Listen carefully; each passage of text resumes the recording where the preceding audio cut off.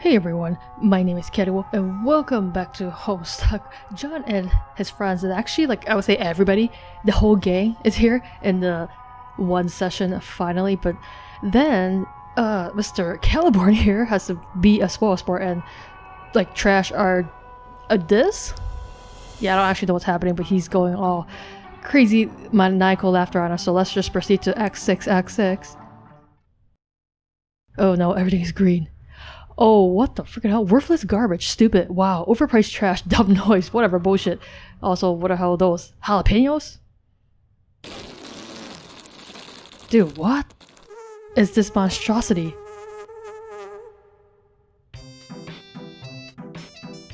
Oh boy, I'm not gonna like this, am I? Dude, what? Wow. All hell's obnoxious.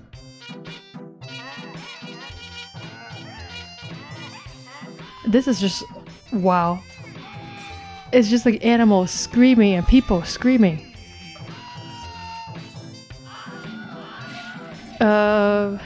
Dude, what the hell? It's like toilet sounds and then people screaming. Good god. Does it ever end or does it just go on forever?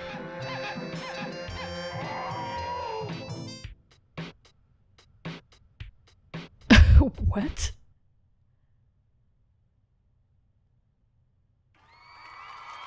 Oh wow, dude. He gave himself applause.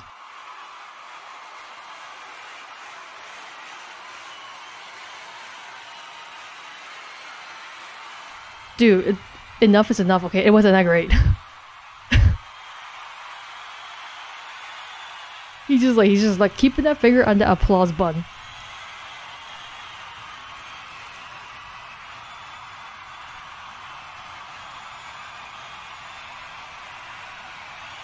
Are you like done? My goodness. This is gonna be a long act, dude. What? Begin Homosuck. What the hell are you making me read?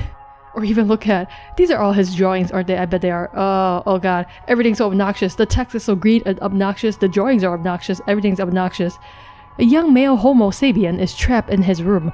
The premise is uninteresting and everything about it sucks, hence the title, which is a portmanteau consisting of two thematically appropriate words. Oh my god, it's even like written the way he talks with all these like unnecessary stops in the sentences. The male is not very smart. There is something about a human birthday and he doesn't have a name yet, and more stupid things along those lines. All this is irrelevant. Here is what really matters. This is literally just him retelling his own story, isn't it? Why? Why? Just why? A young male cherub has achieved total domination over his quest, thus unlocking his magic mystery planet, and therefore gaining supreme mastery over all events in reality, canonical or otherwise. He became a god tier, obviously. It was easy, involving a trivial act of self-suicide. It was not a very big deal at all. That's what happens when you're the best. You become the best thing quite casually and off screen. Off screen. Like it's not even that important. Then he started climbing the god tiers. Wow, what do you mean climbing the god tiers? Lordling? There's not even like a good drawing of yourself, dude. See? Like that. He stood on that flashy thing, which may not even be literally real, with each god tier he climbed. What the holy hell am I looking at? He got a new achievement badge sewn onto his kitty camper handy sash, which also may be a thing that's not literally real, like many other things which don't seem to have literal reality, but exist anyway. You don't even have god tier, that's why you don't know these things, right? Getting new badges helps you understand stupid things like that better. In other words, they are mostly pointless. You are just sounding very jealous here. Like Give of Gab, which is especially useless to our hero since there is nobody for him to talk to except for a rude clown and all his dumb green friends, I guess, and he could already talk to them regardless, so what the fuck. The badges are also shitty. I barely even know what to say. One of them lets you acquire objects with your bare hands, no capture logs required. Wow, it's a dream come true. there is another one, and I'm not joking here, that grants you the ability to have non-awkward personal relationships. Dude, you need that one so bad, okay? For real. I wish I was making this up. I really do. But there was one badge she got. I don't even know what this drawing is supposed to be. Also, what the heck? Like, all these little unnecessary circles, or whatever, those squares I should say. That was not a pitiful waste of his time. A skeleton key badge. Having this badge meant that he could automatically unlock any lock he wanted to, including all the contraptions on this planet, allowing him to officially and permanently assume control of a property of his experiential continuum, which I have reason to believe is called the narrative. And due to his unquestioned supremacy over a lot of things, he is now able to commandeer this enigmatic medium while totally unimpeded by the ghostly voice of a sarcastic douche. This is like some kind of weird, bizarre autobiography of his. In my dream, I am this cherub. Really, dude? Really? Close up. I don't even know if I should say this is a good drawing or a really bad drawing. It's definitely unique, I'll give you that. It's me. And as it happens, my dream is a fact. I've taken over this story, and I will now retell it according to my understanding and level of interest. Dude, why are you retelling this whole damn thing? We already know what happened. I will additionally provide an honest and brutal critique of the events and the way they have been shown by utilizing the most potent weapon anyone could ever hope to allocate to his specimens. It is the weapon of satire. Oh my god, this is going to be so great. Has anyone ever done anything like this before? Dude, this is getting too meta for me. I doubt it. All I have to do is keep working the magic with my fucking computer pencil. Yes! Drawing is easy. Don't let anyone ever tell you it isn't. You work hard and hone your craft and ignore the haters until you are in the zone. Look, he's right, but he still sucks, okay? But you know, for other artists, yes, totally take that advice. Keep trying. Now excuse me while I draw a shitty room. Male, examine room. Dude, this room is in disarray. It's not even arranged right. You examine your shitty room. You are the male. I'm calling him you for some reason. This is how this idiotic adventure goes usually. The guy on the screen, that's you. Confused yet? Haha. It only goes downhill from here. Prepare to be frustrated and angry as more things happen. Male, do some stuff. He's not even bothering to name it. What the heck? You fuck around heartily. Again. By you, I mean him. I know, it is counterintuitive, but I will keep saying he's you because of my artistic license. The you male fucks around a lot like this, bouncing around and jittering, wasting time. But the secret is that it's actually me fucking around. I move this guy around like a puppet with my imaginary hand. See? Male, go open that chest. Dude, it's like a super condensed retelling of the whole story. Oh jeez. In like a much shittier fashion.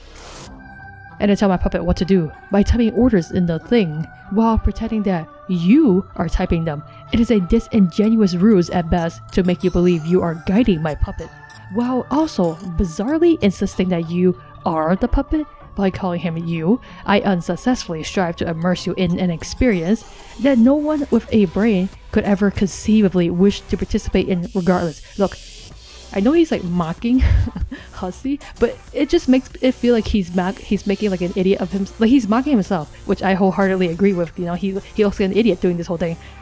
But in the end, the joke of it all is, it's just me telling myself what to do with my puppet and then doing it. You will agree this is the height of creative self-indulgence. In fact, for me to even be mocking the practice almost feels incestuously masturbatory. Ew, dude, unnecessary gross words right there.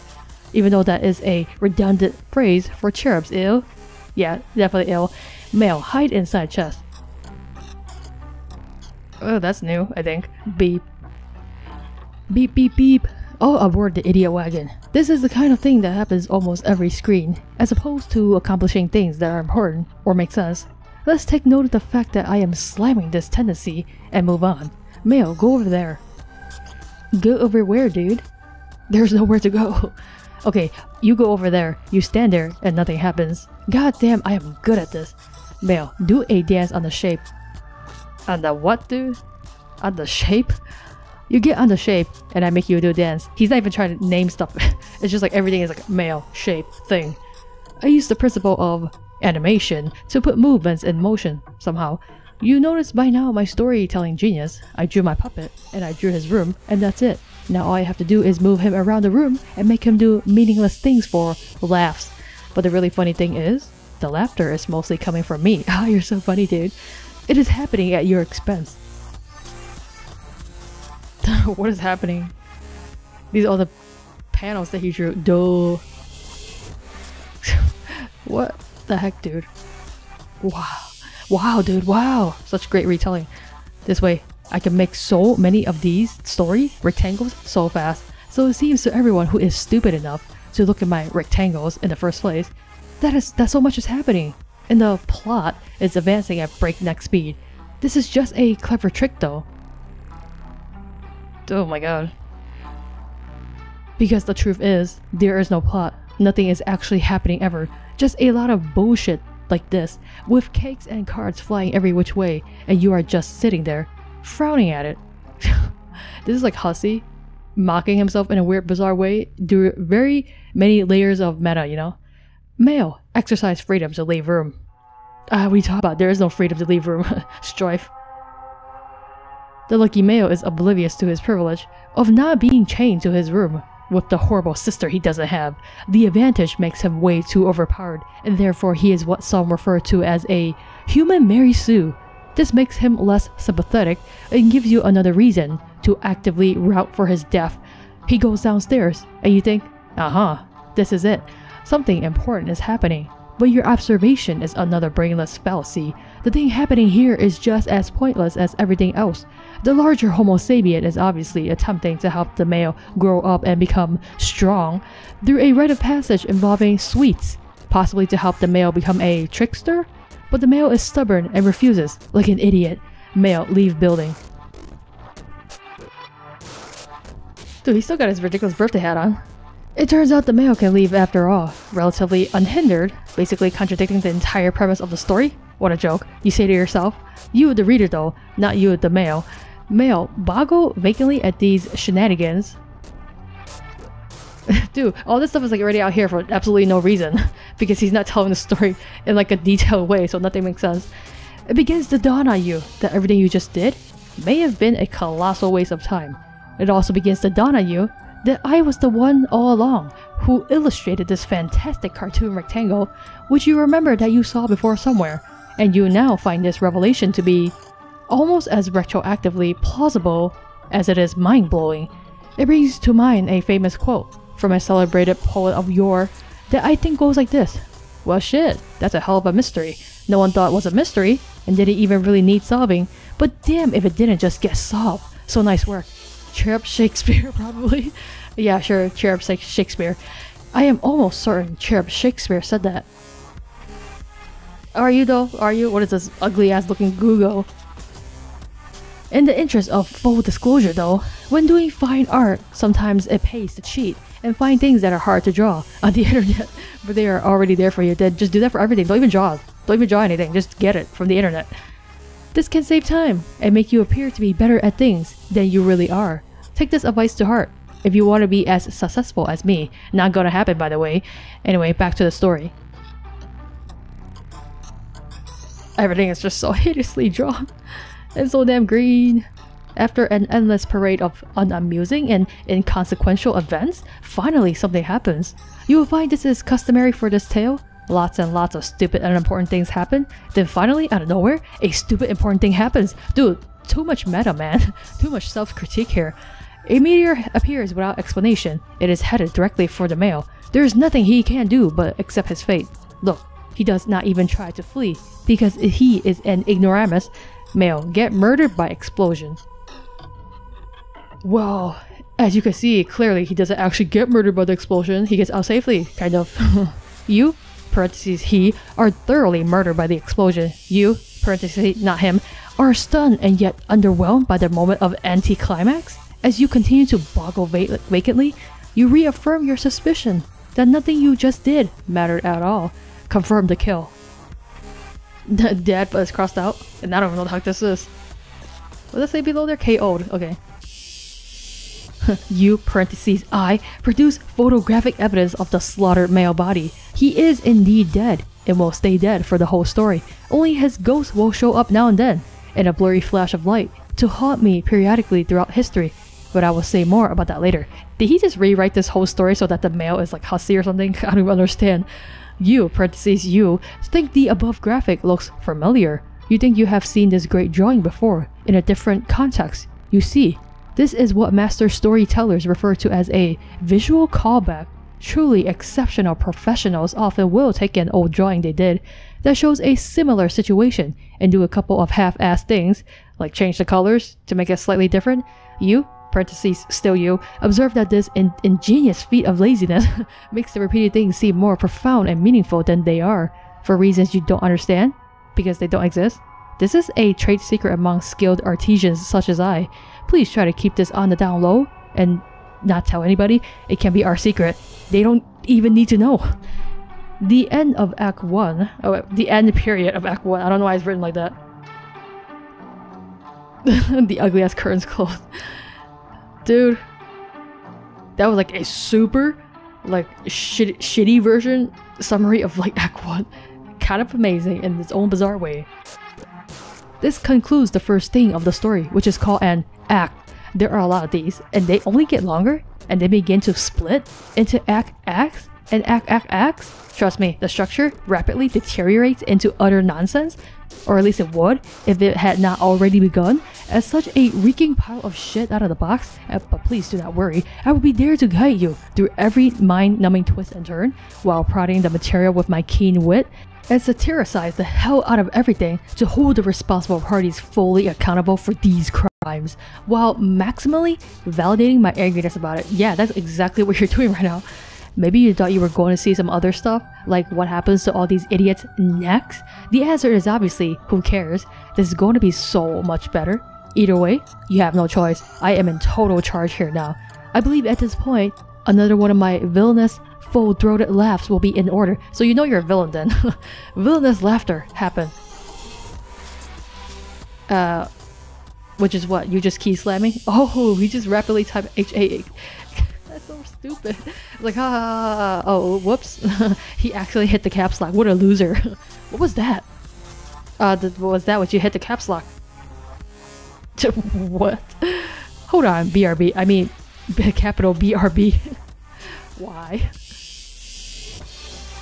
Why? What the heck is this? Ed Emberley's drawing book? Make a whirl? What is all this shit? Horses? Why horses? Is it supposed to be ironic or something? That the very objects falling out of this box will be in the proximity of some horses? I don't get it. And what's this? An illustration manual of some sort? Is someone implying I would benefit from this? Oh yeah, you would. Fuck whoever is implying that by storing it in a secret hole for me to discover. Oh yeah, you definitely need. Oh, maybe not this though. Go back to the other, just like basic drawing, not manga style drawing. It's more how to draw manga, volume 1, the basics of character drawing. Oh yeah, you definitely need that, dude. Who is this extravagant bitch? Is she partly a robot? Sort of like me? Oh, she seems to be an artist too. Also like me. Oh god. Did she draw herself? I don't see how that's possible, considering she is fictional, as well as a girl. Some other very skilled draftsman must have drawn it. But how did he make it look like she is coming out of the paper? When I turn the book, the image stays flat, and the illusion is exposed.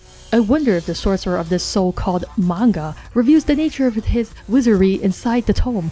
Why is the friendly bitch looking at me like that? With the large glassy eyes and shiny face. It's making me have weird feelings in my body. Ew! I have to put this down. I have to put this whole thing down. I have to put this whole thing away, man. You're welcome. Oh, okay. That looks awfully familiar. Okay. Thanks, Gabsy. Act 6, Act 6. Did you draw this, dude? It's actually a very good drawing. He could definitely use some lessons from that. What the hell, Gamzee? Super cartridge expansion pack. Sweet new features. What?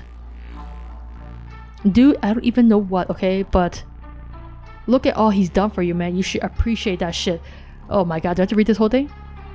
Uh-oh, it seems you have run out of game disc, and now Caliborn has hijacked the property of his experiential continuum, which he has reason to believe is called the narrative.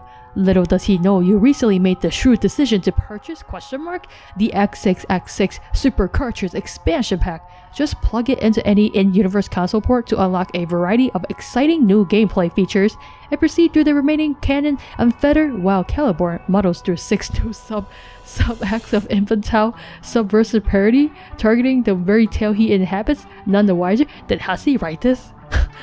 Do you have what it takes to humor this bold new storyteller? A young man in peak command over his epic struggle to produce vaguely recognizable shapes? Can you endure his ill-tempered, hyperbolic sentence fragments long enough to reach an interspersed series of sub-intermissions through which, while our new narrator pauses to gather his thoughts, our cast of quasi-reunited heroes may resume their intrepid march toward the end of Homestuck proper? And can you keep this on the down low so Caliborn may continue to believe he has commandeered the medium absolutely, while we privately return to the narrative between his miserable tirades? It can be our secret. He doesn't even need to know. What the heck is this? And what the heck are these?